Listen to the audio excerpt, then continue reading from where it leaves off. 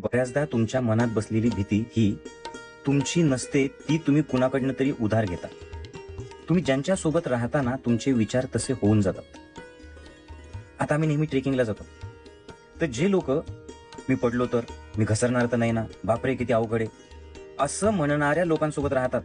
ते मागं पडतात आणि ते घसरतातच, कारण त्यांच्या मनात आजूबाजूच्या लोकांच्या शब्दांमुळे भीती निर्माण होते.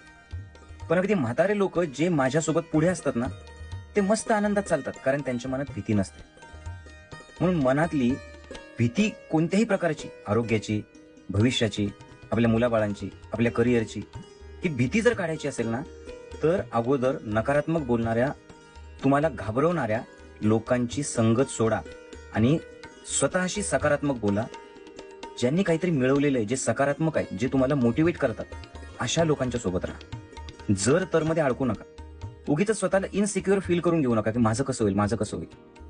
कारण इनसिक्युरिटी ही नेहमी वर्तमानात ठेवत नाही तुम्हाला, ती तुम्हाला भविष्यात घेऊन जाते, जिथं आपल्याला काही माहितीच नाही.